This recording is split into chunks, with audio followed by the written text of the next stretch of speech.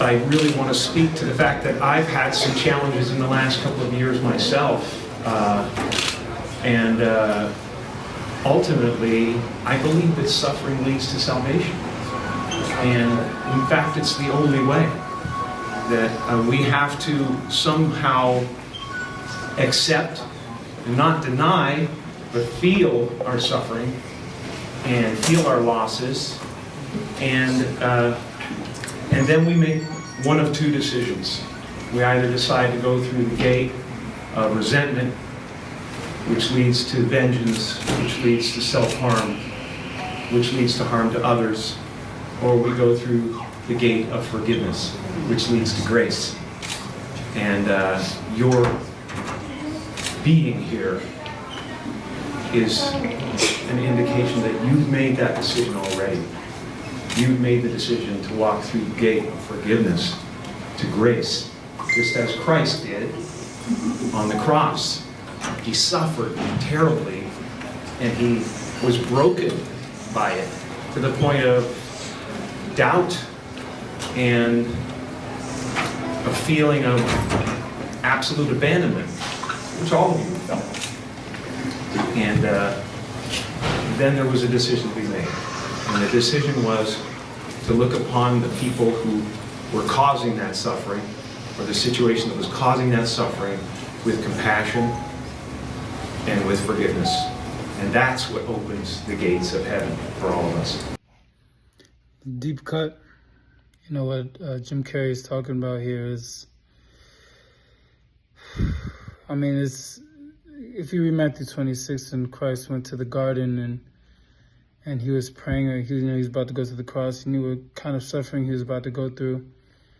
And he prayed for 3 hours, just like, God, help him to submit to God's will, right?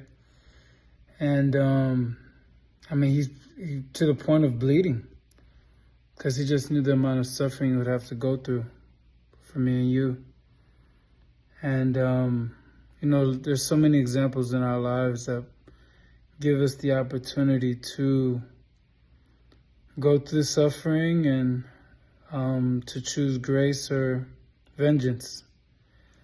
It's very difficult to make that decision on your own, to go down the path of forgiveness. But that path is what, like he says, is what leads to a deeper understanding, and that path is what leads to righteousness, to the narrow path, as some people say, the path less taken. It's difficult, but if you could go down it, there is a reward at the end of the road. And I mean, you know, later he talks about, like, when Christ was on the cross, and, you know, said,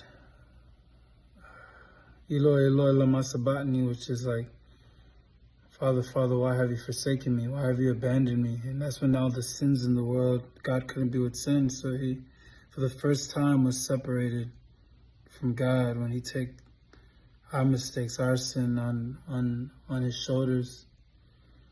And I mean, it's the first time ever he's felt that.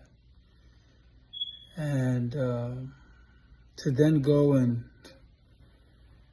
you know, a little before that, he like looked down at the people that were casting lots for his garment, and he looked at his mother and the disciple John, and, you know, he forgave one of the thieves on the cross. I mean, there's so many moments while he was going through this suffering. I mean, he could have reacted. I gotta just imagine myself, if I'm suffering already, and then you got a criminal on your side yelling insults at you, like, bro, like, things are already bad, you know, and then you got people mocking you down there, and I mean, man, but he just looked at them and he asked God to forgive them because they do not know what they do. He gave his mother a new son, who John, you know, like, I mean, words cannot explain, or I guess I don't even have the words to express, like, how much of how tough that could be. I just try to imagine myself in that situation, and I don't currently see myself reacting like that. But, as suffering does happen in our life,